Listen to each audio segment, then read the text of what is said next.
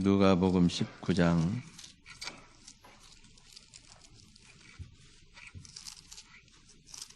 1절에서 10절 말씀까지 봉독하겠습니다. 찾으신 줄 알고 봉독하겠습니다. 예수께서 여리고로 들어가 지나가시더라. 삭개오라 이름하는 자가 있으니 세리장이었던 온 부자라. 그가 예수께서 어떠한 사람인가 하여 보고자 하되 키가 작고 사람이 많아 할 수 없어 앞으로 달려가서 보기 위하여 돌무화과 나무에 올라가니 이는 예수께서 거리로 지나가시게 되미르라. 예수께서 그곳에 일어서 쳐다보시고 이러시되 삭개오야 속히 내려오라. 내가 오늘 내 집에 유하여야 하겠다 하시니 급히 내려와 절구하며 영접하거늘 무사람이 보고 수군거려 이르되 제가 죄인의 집에 유하러 들어갔도다 하더라.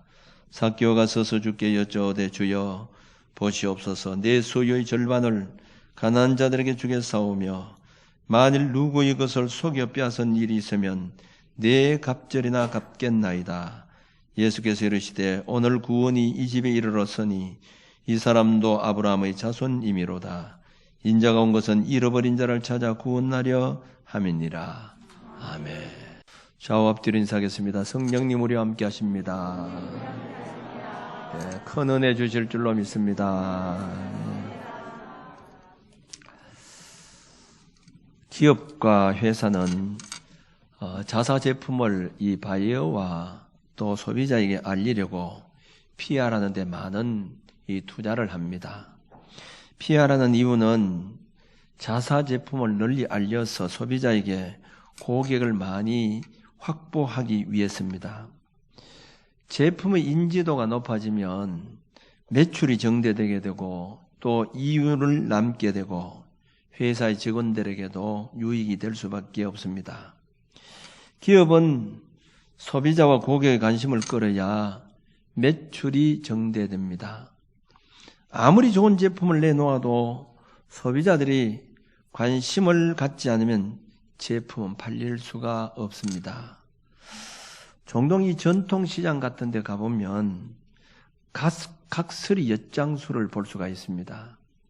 남자가 여장을 하고 또 여자들이 남장을 해서 이상한 얼굴을 하고 노래를 하는 것을 볼 수가 있는데 무엇 때문에 저렇게 하나? 고객들의 관심을 끌기 위해서입니다. 지나가는 사람들 다 바쁜 사람들인데 엿 하나 팔아달라고 쉽게 팔아주지 않습니다.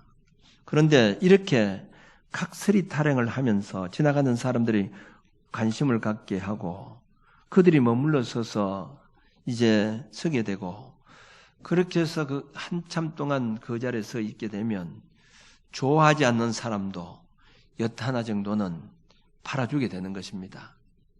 그러므로 기업에서 제일 노리는 것은 소비자들의 관심입니다.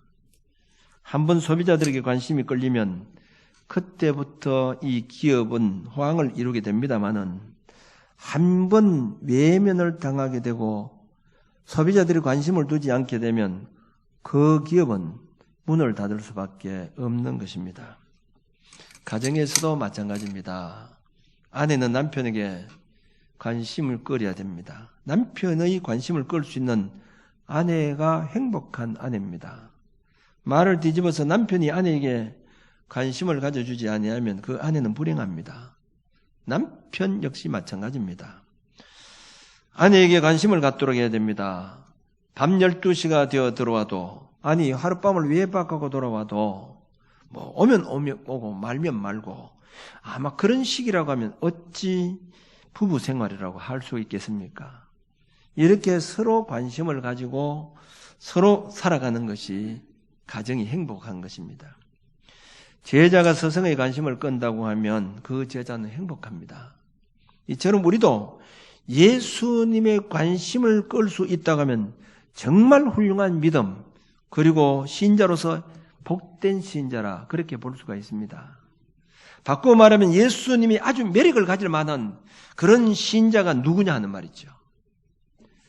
요즘 이 SNS에 많은 정보들이 올라오고 있습니다. 그런데 어떤 데는 제목이 아주 참 이상해서 관심을 가지고 이렇게 들어가다 보면 별것 아닌 것이 있습니다. 사람들이 관심 있게 끌 수 있도록 이렇게 독자들이 수를 올리고자 하는 어찌 보면 상술이라 그렇게 볼 수가 있습니다. 구약 성경에 보면 파사나라의 아수르의 왕이 나옵니다. 왕이 전쟁을 치르고 난 다음에 많은 이 신하들을 다 불러놓고 큰 잔치를 베풀었습니다. 그리고는 와서디 왕후를 좀 불러오라고 이렇게 했는데 왕후가 왕명을 어기고 오지 않습니다. 그래서 왕이 화가 나서 왕후를 폐위시키고 전국에 왕후 될 사람을 모집하게 되는데 많은 처녀들이 몰려왔습니다. 그런데 그때 유대인 모르드게의 사촌 여동생인 에스더라고 하는 이 처녀가 있었는데 이 처녀가 왕이 그 처녀에게 관심을 갖게 되었습니다. 결국 이 에스더가 아수르 왕의 왕후가 되었습니다. 에스더가 왕의 관심을 갖게 됨으로 인해서 총리 하만의 업무로 인해서 유대인들이 진멸되는 그런 위기가 찾아왔지만은 왕후 에스더의 활약으로 인해서 유대인들을 살리고 사촌 오빠 모르드게를 총리 대신의 자리에 오르게 합니다. 왕의 관심이 이처럼 엄청난 결과를 나타나게 했다는 것입니다. 관심을 가지니까 죽을 민족이 살고 그리고 왕궁 문지기로 있던 사람을 총리 대신까지 오르게 했다는 것입니다. 그런데 이것보다 더 중요한 것은 예수님의 관심입니다. 우리가 살아가다 보면 한번 예수님의 관심을 끌게 되면 엄청난 기적과 축복의 역사가 일어나게 된다는 것을 여러분 믿으시기 바랍니다. 오늘 이 본문의 말씀은 우리가 잘 아는 그런 내용들입니다.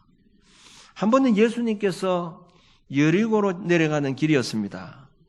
거기에 삭개오라고 하는 이 세리장이 있었는데 오늘날로 말하면 세무서장입니다.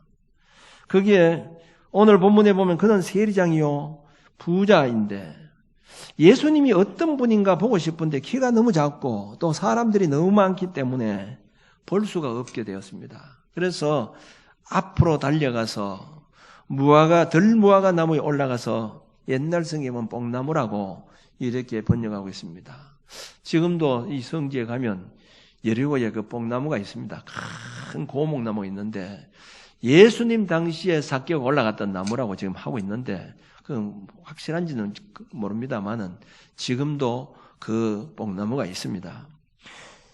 이제 그 뽕나무에 올라가서 이 삭개오와 예수님이 지나가시기를 기다리고 있었습니다. 예수님께서 그곳에 와서는 위를 쳐다보시고 삭개오야 내려오라. 내가 오늘 너 집에 유하하겠다 이렇게 했습니다. 한번 예수님을 보는 것만도 만족한데 예수님이 자기를 쳐다보시고 내려오라고 하시니까 얼마나 좋았겠습니까? 여러분 존경하지 않는 사람이라 할지라도 대통령이 이 불로동을 지나가다가 가게를 하는 분에게 아니면 여러분들의 가정에 오늘 이 집에 좀 들어가서 음식을 좀 먹고 가야 되겠다. 아니면 당신 집에 가서 하룻밤 좀 자고 가겠다. 아마 그렇게 한다고 하면 여러분 거절할 사람이 누가 있겠습니까? 대통령이 묵고 간 집이라고 아마 대여특비를 하고 이 현수막도 걸어놓고 아마 그렇게 할 겁니다. 대통령이 우리 집에 왔다는 거죠. 이 어찌 보면 행복 아니겠습니까? 행운 아니겠습니까? 그때 이 삭개오가 너무너무 기뻐서 예수님을 향해서 주여 내 소유의 절반을 가난한 사람들에게 주겠사오며 내가 만일 남의 것을 빼앗은 것이 있다고 하면 4배를 갚겠나이다 이렇게 했습니다. 성경에 보면 삭개오는 부자라고 이렇게 했습니다. 요즘 이 부자라고 하면 어느 정도 재산을 가지고 있어야 부자가 될 수 있겠습니까? 옛날에는 억대 부자라고 했는데 요즘 억대 없는 사람이 거의 없잖아요. 그저 아파트 한 채 서울 아파트는 안 하면 그 10억이 넘는데 10억 아파트 가지고 있다고 저 사람 부자라고 하는 사람 별로 없죠. 아마 그래도 한 부자라고 하면 50억 내지 100억 정도 이 정도 가지고 있으면 부자라고 할 것인데 그럼 요즘으로 말한다고 하면 그 100억 가운데 50억을 내가 가난한 사람에 나눠주겠다고 하는 겁니다. 예수님께서 그 얘기를 듣고는 오늘 구원이 이 집에 이르렀으니 이 사람도 아브라함의 자손이므로다 이렇게 했습니다. 여기서 예수님께서 삭개오에게 구원이 이 집에 이르렀다 이렇게 했습니다. 이 구원이라고 하는 말은 우리가 지난번에 믿음에 대한 설명을 할 때 구원도 여러 가지 구원이 있다고 이렇게 했잖아요. 우리 병에서 치료받는 것도 구원이고, 물에서 건짐을 받는 것도 구원이고, 또 죄에서 구원받는 것도 구원이고, 우리 천국 가는 것도 구원이라 이렇게 했는데, 성경에 보면 구원이라고 하는 단어를 소조라고 하는 말과 소테리아라고 하는 이 단어를 사용하고 있습니다. 일반적으로 이 소조라고 하는 이 단어는 일반적인 구원, 그러니까 병에서 치료받은 것을 구원받았다 할 때 주로 이 소조라고 하는 단어를 사용합니다만은, 영원히 구원받았다고 하는 것을 말을 사용할 때는 소테리아라는 말을 사용합니다. 그러면 오늘 예수님께서 이 삭개오에게 이 집에 구원이 이르렀다고 하는 이 구원은 소테리아를 사용하고 있다는 겁니다. 이 집이 앞으로 영원히 구원받게 되었다, 이런 복을 받게 되었다는 겁니다. 만일 여기서 삭개오에게 키를 크게 해주겠다, 아니 여리고의 세무서장이 아니라 우리나라 같으면 국세청장으로 세워주겠다고 하는 것이 아니고 영원히 구원받게 해주겠다, 이것 이상 큰 축복이 어디 있겠습니까? 국세청장이 되었다 할지라도 영원 구원받지 못하면 그 사람 복받는 사람이 아닙니다. 세상에서 가장 큰 축복이 뭐냐? 우리 영원 구원받는 일입니다. 삭개오가 이런 복을 받게 된 원인이 무엇 때문입니까? 예수님의 관심을 갖게 될 때 이런 복을 누리게 되었다는 것이죠. 세상의 복 가운데 영원 구원이 최대 복이라고 한다고 하면, 주님의 관심이 대상이 될 수 있다고 하면 이 땅에 육신적인 어떤 문제든지 다 해결될 수 있다고 하는 것을 여러분 믿으시기 바랍니다. 마가복음 10장에 보면 여기서 예수님께서 여리고에서 일어났던 일들입니다. 예수님 제자들과 함께 여리고로 지나간다고 하는 얘기를 소경 바디메오가 길가에 앉았다가 그 소리를 듣게 됩니다. 예수님이 지나간다는 소리를 듣고는 다윗의 자손 예수여 나를 불쌍히 여기소서라고 이렇게 했습니다. 많은 사람들이 시끄럽다고 잠잠하라고 이렇게 꾸짖었습니다. 그러자 더 큰 소리로 다윗의 자손 예수여 나를 불쌍히 여기소서. 그때 예수님께서 가던 걸음을 멈추었습니다. 여러분, 가던 걸음을 멈추었다고 하는 것은 관심을 가지셨다는 거죠. 누가복음 10장 49절에 보면 예수께서 머물러 서서 그를 부르라 이렇게 했습니다. 그러자 제자들이 맹인에게 가서 예수님 너를 부른다고 하니까 바디메오가 얼마나 좋았겠습니까? 겉옷을 내버리고 뛰어 일어나 예수께 나왔다고 이렇게 했습니다.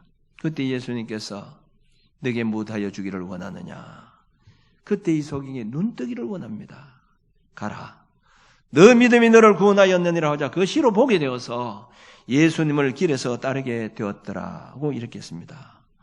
소경이 눈을 뜬다고 하는 것은 현대의학으로 불가능한 일이죠. 그런데 이런 기적은 예수님이 소경에 관심을 가졌기 때문에 이런 기적의 역사가 일어나게 된 겁니다.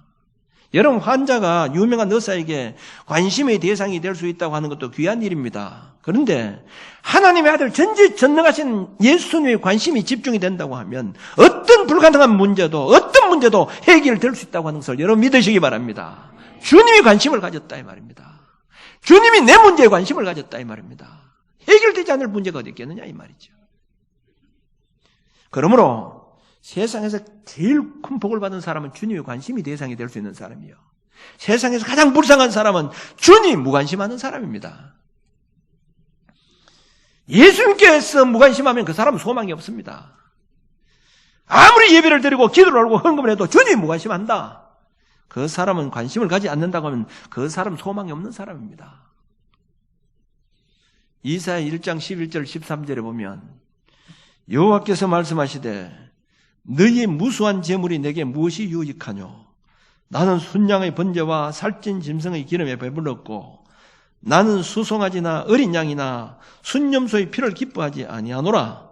너희가 내 앞에 보이러 오니 이것을 누가 너희에게 요구하였느냐? 내 마당만 밟을 뿐이니라. 헛된 재물을 다시 가져오지 마라. 분향은 내가 가증히 여기는 바요. 월삭과 안식일과 대의로 모이는 것도 그러하니 성례와 아울러 악을 행하는 것을 내가 견디지 못하겠노라. 재물 가져오지 말라는 겁니다. 아무리 가져와도 소용없다는 겁니다. 그거 관심 없다는 겁니다. 요즘 말하면 예배 드리지 마라. 예배 들어도 난 관심 없다는 겁니다. 주님이 관심이 없다고 하면 어떻게 하겠습니까? 그리고 15절 말씀 보면 너희가 손을 펼 때에 내가 내 눈을 너희에게서 가리고 너희가 많이 기도할지라도 내가 듣지 아니하리니 이는 너희의 손에 피가 가득함이라. 기도하지 마라. 너희가 많이 기도할지라도 안 듣는다는 겁니다. 관심이 없다는 겁니다. 하나님 무관심, 이것이 세상에서 제일 큰 저주입니다. 반대로 하면 하나님의 관심이 대상이 된다는 것은 제일 큰 복입니다. 빌립이 나다나엘을 전도하기 위해서 나다나엘에게 찾아가서 한번 와보라 이렇게 했습니다. 그러니까 이 나다나엘이 나사렛에서 무슨 선한 것이 나겠느냐, 그래도 또 와보라 이렇게 하니까 친구가 자꾸 와보라 하니까 나다나엘이 이제 예수를 만나러 이렇게 가게 됩니다. 예수님께서 나다나엘을 보는 순간에 보라, 이는 참 이스라엘 사람이로다, 그 속에 간사함이 없도다 이렇게 했어요. 깜짝 놀라서 주님, 날 언제 봤다고 나를 그런 말씀을 하십니까? 이렇게 얘기합니다. 그때 예수님께서 너 빌립이 너를 부르기 전에 무화과 나무 아래 있을 때 내가 이미 보았노라 이렇게 했습니다. 이미 주님은 나다나엘에게 관심을 가지셨다는 겁니다. 이게 복이라는 것이죠. 그 많은 사람들 가운데 왜 하필이면 그 나다나엘에게 관심을 가졌겠느냐는 거죠. 중요한 것은 어떻게 해야 우리가 주님의 관심이 대상이 될 수 있을까 하는 겁니다. 어떻게 해야 내가 주님의 관심이 대상이 될 수 있을까? 세상 사람들은 얼굴 잘생긴 사람에게 관심을 가집니다. 돈 많은 사람에게, 많이 배운 사람에게, 그리고 똑똑한 사람, 인기 있는 사람에게 관심을 가집니다. 그런데 주님은 어떤 사람에게 관심을 가지느냐는 거죠. 중요한 겁니다. 주님에 대한 남다른 관심과 그에 대한 특별한 신앙적 행동이 있는 사람에게 하나님 관심을 갖는다는 겁니다. 어떤 사람에게 관심을 갖냐? 주님에 대한 남다른 관심입니다. 그리고 신앙적 행위가 남다를 때에 그 사람에게 주님은 관심을 갖는다 이 말입니다. 다시 말하면 주님께 대한 관심이 달랐다 이 말입니다. 오늘 삭개오를 보세요. 그 세리장이지만 주님을 만나기 위해서 세리장이라고 하는 이 체면도 무릅쓰고 돌감람나무 위에서 기다리고 있었다고 하는 것이죠. 보통 마음으로 이런 행동을 할 수 없는 겁니다. 이것을 주님이 보신 겁니다. 그 귀한 사람이. 그 당시 그때는 세리장 아닙니까? 근데 그 점잖은 사람이 그 예수님 만나려고 그 뽕나무에 올라가서 지금 쭈그리고 지금 서 있다 이 말이에요. 남다른 어떤 행동이 있었다는 거지. 이것을 주님께서 보셨다는 것입니다. 우리가 오늘 예배를 드립니다마는 예배를 드리는 자세도 남다른 관심과 열정이 있는 사람, 그 사람에게 주님을 관심을 가지신다는 것이죠. 그저 주일이 되었기 때문에 마지 못해서 예배를 드리는 자도 있을 것입니다. 예배를 드리지만 관심은 엉뚱한 곳에 두고 있는 사람들이 있을 것입니다. 이런 사람은 아무리 예배를 많이 드리고 아니 수십 년을 예배를 드린다 할지라도 주님의 관심이 대상이 될 수 없다고 하는 것을 알아야 됩니다. 오늘 그렇게 예배 드리는 사람들이 있습니다. 주님의 관심을 받을 수 없다고 하면 그 사람은 기적도 축복도 기대할 수가 없는 것입니다. 예수님 당시를 보세요. 수많은 사람들이 예수님 뒤를 따랐습니다. 그런데 다 그들에게 관심을 두지 않았다는 것이죠. 간절히 어떻게 하더라도 내가 주님 만나야 되겠다. 주님을 한번 터치해봐야 되겠다. 주님 만나면 문제가 해결되겠다. 어떤 장애물이 있어도 아랑곳하지 않고 주님 만나야 되겠다고 관심을 가지고 접근하는 그 사람에게 주님은 관심을 가지셨다는 것이죠. 수로보니게 여인을 보세요. 그는 자기 딸이 흉악한 귀신이 들렸습니다. 그리고 예수님께 찾아와서 소리를 지릅니다. 주 다윗의 자손이여 나를 불쌍히 여기소서. 내 딸이 흉악한 귀신이 들렸나이다. 그럼에도 불구하고 주님은 관심을 두지 않는 겁니다. 제자들이 예수님께 예수님 지금 뒤에서 저 여자가 소리를 지르고 있습니다. 좀 그를 내보내시죠. 그때 예수님께서 나는 이스라엘의 잃어버린 양녀의 보내심을 받지 않았다 이렇게 했습니다. 관심을 두지 않았습니다. 이 소리를 듣고 여자가 주여 저를 또 도우소서 이렇게 했습니다. 그러니까 또 예수님께서는 자녀의 떡을 취해서 개들에게 던지는 것이 마땅치 않다 이렇게 했습니다. 그때 여자가 옳습니다. 그러나 개들도 주인의 상에서 떨어지는 부스러기를 먹나이다. 나는 개 같은 여자를 할지라도 그래도 주인의 상에서 떨어지는 부스러기가 있지 않겠습니까? 그거라도 달라는 거죠. 주님께서는 그것을 보신 것입니다. 예수님께서 그 여자에게 이르시되 여자여 너 믿음이 크도다. 너 소원대로 되리라고 하자. 그때로부터 그의 딸이 낳았더라고 이렇게 씁니다. 기필코 주님을 만나야겠다. 무슨 장애물이 있어도 만나야 되겠다. 해결해야 되겠다. 이 관심을 가지고 다가오는 그 사람에게 주님은 관심을 가지셨다는 겁니다. 내가 막 꼭 주님 만날, 그 자존심 상하면서 뭐 그렇게 꼭 만날 필요가 뭐 있겠나. 돌아갔다고 하면 주님의 관심에서 그것은 벗어난 사람입니다. 어떻게 하더라도 나는 주님 만나야 되겠다. 그 사람이 주님 관심을 가지셨다는 것이죠. 한 번은 예수님께서 가버나움에 계셨을 때에 한 중풍병자를 친구들이 메어서 예수님께 찾아왔습니다. 사람들이 너무 많았습니다. 그러니까 사람들이 많으니까 그 집에 들어갈 수가 없어요. 주님을 만나야 되는데. 근데 이 친구들이 2층으로 올라갔습니다. 그리고는 지붕을 뜯어냈어요. 지붕을 뜯어내고 거기에다가 이 친구를 달아내렸습니다. 누워있는 상을 달아내렸는데 마태복음 9장 2절 말씀 보면 예수님께서 그들의 믿음을 보시고 이런 말씀을 하셨습니다. 작은 자여 안심하라. 너 죄사함을 받았느니라. 너 죄사함을 받았느니라.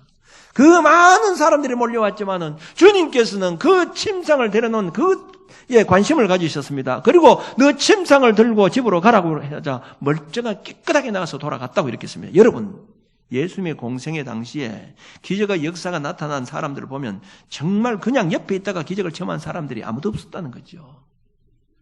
남다른 열심입니다. 그리고 예수님께 대한 믿음을 가지고 접근했던 그 사람들이 예수님의 관심을 끌었다는 것을 여러분 꼭 기억하시길 바랍니다. 12년간 혈류증에 걸린 여인을 보세요. 예수님께 찾아가서 옷자락만 만져도 병이 나았겠다는 마음으로 옷자락을 만졌을 때 예수님께서 뭐라고 했습니까? 누가 내 몸에 손을 대었느냐 이렇게 했습니다. 그때 베드로가 아니 주님 왜 그런 소리를 하십니까? 뭐 자세한 내용이 아닙니다만 이렇게 했습니다. 지금 사람들이 많이 와서 무리들이 밀려서 밀고 있습니다. 그러니까 많은 사람들이 지금 손을 댈 수밖에 없지 않습니까? 이렇게 했습니다. 그때 예수님께서 말씀은 보통 밀려서 내 몸을 터치한 것이 아니라는 거예요. 다시 말하면 간절한 마음으로 내 몸에 손을 댄 자가 있다는 겁니다. 수많은 사람들이 예수님의 옷을 만졌는데 이 혈루증 걸린 여인에게 이런 역사가 일어났습니까? 관심이 달랐다는 겁니다. 만지는 것이 다르더라 이 말입니다. 주님께서는. 수많은 사람들이 옷을 터치했는데 그 사람은 달랐다 이 말입니다. 그 사람에게 주님이 관심을 가지셨다는 것이죠. 오늘 우리가 똑같은 자리에 예배를 드린다 할지라도 우리가 기도를 해도 똑같은 기도가 아니고 똑같은 예배가 아닙니다. 주님께 대한 남다른 정성과 관심을 가지고 예배를 드리고 기도하는 그 사람에게 하나님이 관심을 가지시는 겁니다. 예배를 드린다고 해서 똑같은 예배가 아닙니다. 기도를 해서 똑같은 기도가 아닙니다. 헌금을 해도 똑같은 헌금이 아니라는 것이죠. 헌금이 기도의 분량, 시간 이게 문제가 아니라 이 말입니다. 정성이 남다르다 이 말입니다. 남다르다 이 말입니다. 그 사람에게 하나님께서 관심을 가지신다 이 말입니다.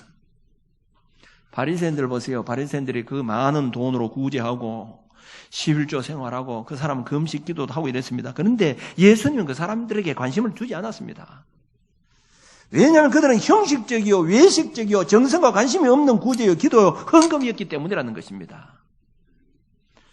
오늘 삭개오는 여리고로 지나가는 길에 예수님의 관심이 대상이 된 사람입니다. 그는 세리장으로 주님을 만나기 위해서 돌감남나무 위에 올라가서 기다렸던 자요. 그리고 주님을 만나는 순간에 재산의 절반을 가난한 사람에게 내놓을 정도로 그리고 남의 것을 빼앗은 일이 있다고 하면 4배로 갚을 정도로 결단함으로 주님의 관심을 갖게 되었고 그 가정이 영혼 구원받는 놀라운 복을 받게 되었다는 것입니다. 사랑하는 성도 여러분, 이것을 분명히 믿으시기 바랍니다. 우리가 살면서 세상 사람들에게 어떤 관심을 받을 수 있을까 이렇게 생각을 합니다. 어떻게 하면 내가 세상 사람들의 관심을 받을까 인기를 얻을 수 있을까 이렇게 합니다. 그러나 아무리 세상 사람들에게 인기를 얻고 관심을 받고 살아도 주님이 무관심한 사람들은 그 사람은 복받은 사람이 아닙니다. 그 사람은 저주받은 사람입니다. 그러나 최대의 복이 뭡니까? 세상 사람들이 외면하고 세상 사람들은 나를 알아주지 않는다 할지라도 주님의 관심이 집중이 됐다고 하면 그 사람은 가장 복받은 사람인 줄로 여러분 믿으시기 바랍니다. 주님의 관심입니다. 지금도 주님께서는 이 자리 살피고 있을 것입니다. 분명히 어떤 사람이 똑같은 예배를 드리지만은 분명히 예배 드리는 자세가 다르다 이 말입니다. 기도하는 것이 다르다 이 말입니다. 헌금 드리는 게 다르다 이 말입니다. 그 사람이 주님은 지금도 관심을 가지신다는 것을 여러분 꼭 기억해야 됩니다. 달라야 된다. 신앙적인 액션이 달라야 된다 이 말입니다.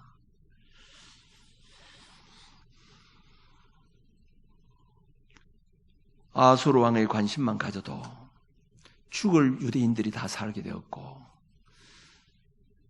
문지기로 있던 그 모르드게가 총리 대신이 되는 인생이 완전히 바뀌어졌다는 거죠. 전지전능하신 주님이 우리의 관심을 가진다고 해보세요.